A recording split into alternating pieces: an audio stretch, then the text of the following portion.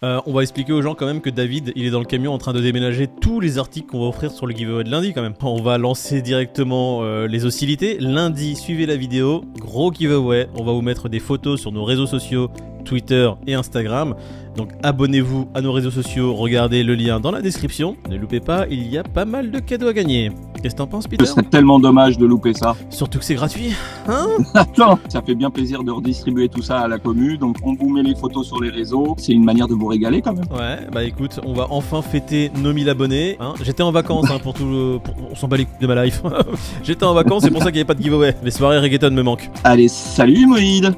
Salut la communauté. Non, il faut pas dire salut. La vidéo, elle fait que commencer à peine, là, les gars. Ah merde. La vidéo commence tout de suite. Des news sur tout con. Après, t'as le merge, les gros mineurs d'Ethereum en pleine ruée vers le proof of work. Et ensuite, tiens, c'est quoi ça? Coinbase qui dit sur son site quelles sont les politiques qui sont crypto-friendly. Ah, carrément, ils ont développé une application. Bon bah écoute, ça c'est pour vraiment mettre la pression sur... c'est du lobbying 2.0. Ouais, justement, ils veulent engager des lobbyistes pour ça. Du coup, on garde quoi? Qu'est-ce qu'on jette? Bah si tu jettes, y a plus rien à dire, donc je sais pas. Ok, bon on garde tout.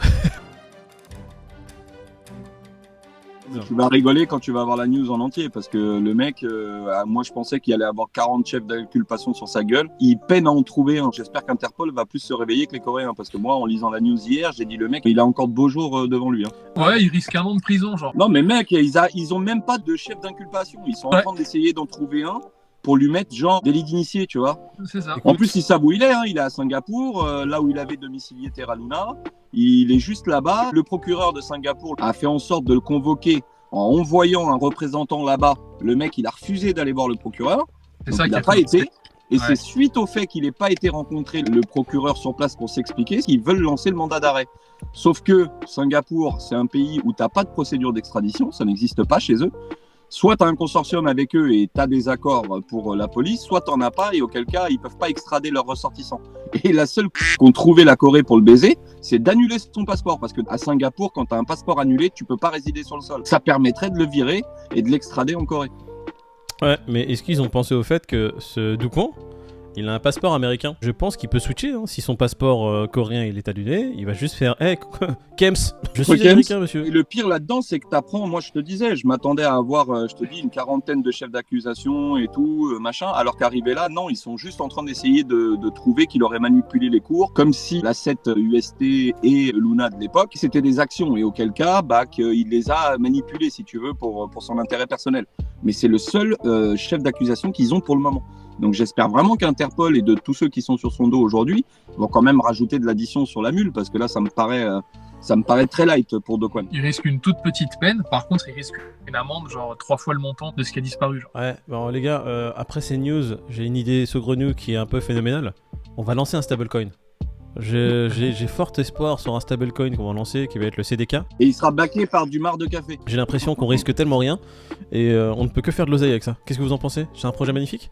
C'est pas mal, c'est pas mal. En tous les cas, si on fait un rug pool, faut pas partir à Singapour, hein, parce que de ce que j'ai compris en me renseignant un peu pour Do Kwon hier et les procédures d'extradition, la France, elle a un accord avec Singapour. Parce qu'il faut quand même s'imaginer que tous les détournements de fonds qu'il y a eu, taxe carbone et de ce genre de conneries-là, tu avais 2 destinations, tu avais Israël et Singapour. Donc l'État français a fait un accord avec Singapour pour que les ressortissants soient bien extradés, tu vois. Il y a à peu près 110 millions qui ont été récupérés par la France à Singapour par des extradés là-bas. Par contre, dans le sens inverse de Singapour en France, 1 million et des brouilles. Donc, ça servait vraiment la France. Donc pour les petits malins qui auraient dans l'idée de niquer des Français et de se barrer à Singapour, sachez qu'il y a l'extradition, ça marche là-bas. Méfiez-vous. T'as une idée sur l'extradition de Dubaï? Parce que j'ai l'impression. Non mec, je me suis renseigné pour Singapour et Do Kwon. Commence pas à me parler de Dubaï et des influenceurs. Pour le moment, ils sont tous à la Binance Smart et ils sont tous à Paris là. Ouais. Ils sont pas à Dubaï. Mais j'ai creusé le sujet, c'est pour vous dire, hein, avec l'autre. Hein. Tellement il m'intéresse Do Kwon. J'ai l'impression que Do Kwon, tu veux vraiment le faire tomber de tous les moyens. Ah ouais, il veut qu'il tombe. Mais il est en train de chercher des chefs d'inculpation là. Il a trouvé des preuves dans son bac. Non mais pour moi, c'est lui qui a généré le bear market d'aujourd'hui. Donc c'est de sa faute.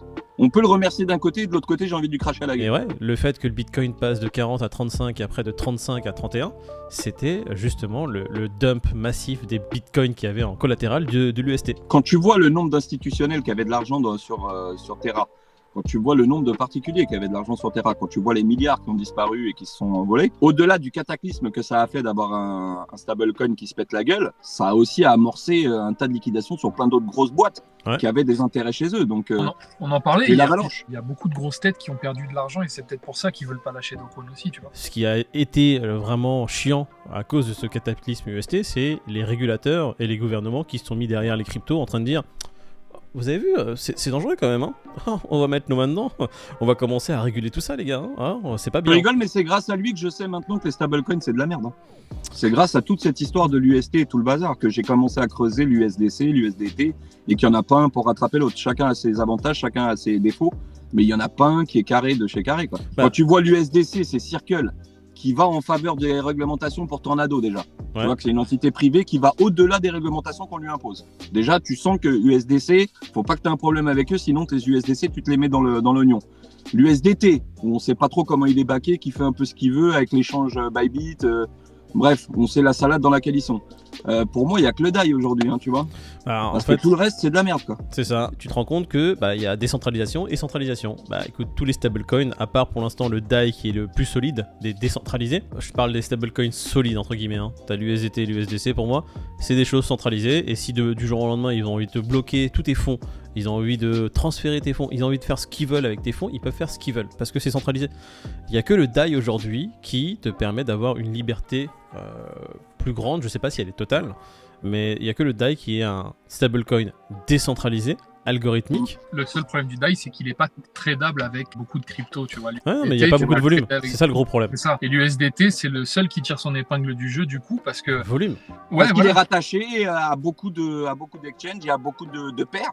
L'USDT, beaucoup plus que l'USDC même. Ouais, 11 blockchains pour l'USDT contre 8 pour l'USDC par exemple. Voilà. Ouais. Avant que les stablecoins arrivent, tu tradais en paire BTC. Paire BTC. Et tu n'avais pas cette centralisation-là où du jour au lendemain, tes avoirs, on va te les niquer, tu vois. Aujourd'hui, le stablecoin, c'est le cheval de Troie de la crypto quand même. On peut rentrer dans un débat sémantique en train de se dire, bon écoute, tout ce qui est centralisé, c'est mauvais, il faut le bannir, il faut rester sur du décentralisé pur. Mais comment on fait pour développer l'écosystème en restant sur du décentralisé pur, sachant qu'il y a très peu d'outils aujourd'hui qui nous permettent d'avoir quelque chose de facile en fait à gérer sur la crypto-monnaie. Non mais c'est un grand débat, tu l'as dit toi-même Moïse. Ouais. C'est-à-dire que pour moi, pour faire office de monnaie, il faut que ça soit décentralisé. Il y a des choses effectivement où je te rejoins, il y a plein de protocoles où la décentralisation dans le trilemme, on peut renier dessus parce que c'est pas le fer de lance de l'application ou du protocole.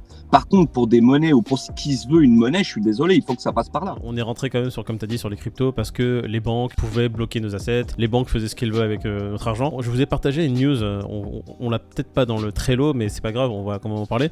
Cette Libanaise qui a braqué une banque pour récupérer son argent, elle voulait payer les soins de sa sœur ou de quelqu'un d'un membre de sa famille.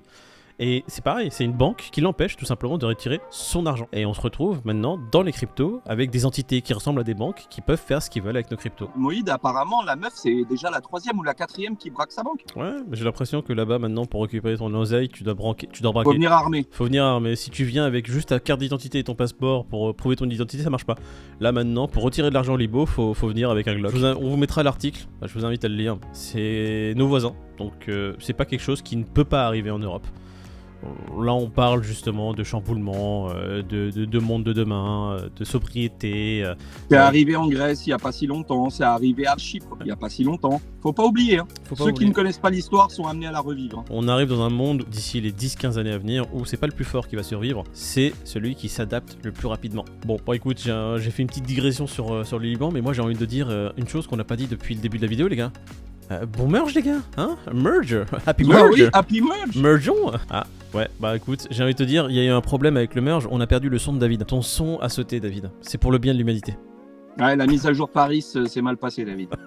Pas du tout. On va attendre David parce que j'ai envie d'avoir son sentiment sur le merge. La production de TH en soi va être réduite considérablement en termes d'énergie, mais comme tu viens de dire, ceux qui ont leur rig vont miner autre chose. Et leur rig va polluer pareil, tu vois. Ouais. Donc l'idée reçue vraiment, c'est la réduction des frais de gaz qui n'en est pas encore aujourd'hui, tu vois. Il faut attendre the splurge ou the verge. Mais vraiment, le plus gros truc, c'est vraiment le passage de proof of work à proof of stake. Grosse réduction d'énergie. Et en fait, c'est un premier pas avant une scalabilité plus grande, avant une sécurité un peu plus accrue. C'est ce qui va permettre au Layer 2 justement de se développer dans ce sens. Ouais, mais ce qui me fait rire hier, c'est que j'ai vu Greenpeace USA dire on félicite ETH d'être 100% vert aujourd'hui et d'avoir fait cette transition, et on encourage Bitcoin fortement à se mettre dans la même lignée parce que Bitcoin c'est un connard. Ouais, mais ils ont pas compris en fait que Bitcoin jamais ils le feront parce que Non, soi, mais ça c'est les mecs qui parlent pour rien dire une fois de plus. Mais si on parlait de centralisation, décentralisation, faut savoir que là, Ethereum, en termes de décentralisation, faut oublier. Hein, Ah ça y est, c'est fini. je crois que la majorité des Ethereum sont détenus sur 5 exchanges centralisés. Donc du jour des grosses mains, ouais. ouais, voilà, des très grosses mains. Il y en a que 5 et ça veut dire qu'ils peuvent, eux 5, peuvent décider de ce qui se passe sur la blockchain. Tout simplement. Bref, il faut savoir que The Merge, comme on l'a dit, les gas fees vont rester plus ou moins similaires. Et ce qui a donné lieu à David, Peter. Au premier NFT sur la Ouais, mais celui-là, c'est du long terme pour le coup. Va falloir que le mec il le garde longtemps. Hein, Ouais, très très longtemps. Hein. Il a mint un NFT et il y a combien de gas fees 36 ETH. Pour tous ceux qui voyaient que les frais de gaz allaient être réduits, payer 36 Ethereum pour le premier NFT, ça fait un peu cher l'addition. On vous l'a dit, c'était moins de 5% de réduction et encore, même pas sur toutes les transactions. Donc, surprise. C'est tout. Le mec il s'est réveillé avec une gueule de bois, je pense. Après le merge, les gros mineurs d'Ethereum en pleine ruée vers l'Ethereum Proof of Work. Est-ce que les mineurs vont miner cet Ethereum W ou vont repartir sur d'autres coins comme le Raven, le Flux ou le TC, on sait pas, Ethereum classique pour le TC. Faudra voir justement ce que va donner cette ETHW. On va passer sur JP Morgan qui avait fait un commentaire sur l'action de Binance. Binance qui avait dit les gars, vous savez quoi, les stablecoins que vous avez sur nos plateformes, et bah ils n'existeront plus, on va mettre juste le BUSD en avant. Sauf l'USDT. Et ça c'est une nuance très importante et j'aime bien parce que pourquoi juste l'USDT? Trop grosse liquidité pour le faire sur les SDT au moment des déclarations de Binance. Après, moi, j'ai pas tous les tenants, une fois de plus. En tout cas, les analyses de JP Morgan sont rentrées un petit peu plus dans le détail et émettent une conclusion qui fait que ce qu'a fait Binance là sur les stablecoins par rapport à leur plateforme va forcément mettre en avant l'USDT sur le trading crypto-monnaie. Évidemment, l'USDT va prendre un pic de volume, sachant que Binance c'est quand même le plus gros exchange centralisé. Tu apprends que Binance a introduit 0 frais pour, passer de la paire BUSD à USDT. Le Crypto Fear Grid est à 20 aujourd'hui et on va faire l'inverse. Qu'est-ce que tu penses de ce chiffre et qu'est-ce que tu penses qu'il y a sur justement les prix d'aujourd'hui? On est en hausse ou on est en baisse? Parce que hier il était quand même à 28. Bah écoute, BTC est passé sous les 20 et ETH est passé sous les 1100. Quel spoiler! Toi t'es le genre de mec, t'arrives au cinéma, si t'as vu le film avant, tu spoil, tu dis ouais, lui il meurt à la fin. Ah, moi, faut pas m'inviter, moi, je peux le dire. Non, mais toi, de toute façon, il faut pas traîner avec toi tout court. Je me demande même pourquoi on t'a sur la chaîne. Bordel. Bon, on va voir les prix. Bitcoin, ouais, il passe sur les 20 000. Bitcoin à 19 803 $. L'Ethereum à 1474 $. Putain, ceux qui sont en levier là en ce moment en train d'essayer de short ou de long, bonne chance à tous parce que là, les gars, il y en a un paquet qui se sont fait recto. Je vais juste mettre ce tableau là pour que les gens voient quelque chose qui est quand même magnifique. Tout le marché est rouge. Enfin, quand je dis tout le marché, 99,9% du marché est rouge, que ce soit en 7 jours, en 24 heures ou en 30 jours, sauf Atom. Atom en 24 heures il a pris 11% et sur le mois il prend 28%. C'est vraiment je pense la crypto c'est ce qui va péter prochain bull run. On va parler du giveaway qu'on va faire lundi. Tu veux le faire dès lundi? Oh ouais, lundi on lance un giveaway complet là sur la photo que t'avais mis. Je sais pas combien d'articles on a, mais on en a énormément. Pour ceux qui nous suivent sur les réseaux sociaux, vous aurez les infos en avant-première. À part ça, t'as passé une bonne semaine? Ouais, ça a été. J'étais dans le noir la plupart du temps, mais ça allait. Attends, je vais allumer la lumière. Ouais, allume la lumière. Voilà, comme ça les clients ils savent que t'es OP. Hein, j'espère que t'as un bon matelas derrière pour les accueillir. Ouais, siège maçon. Ah bah parfait, tu vois, c'est une option en plus, ça c'est un supplément.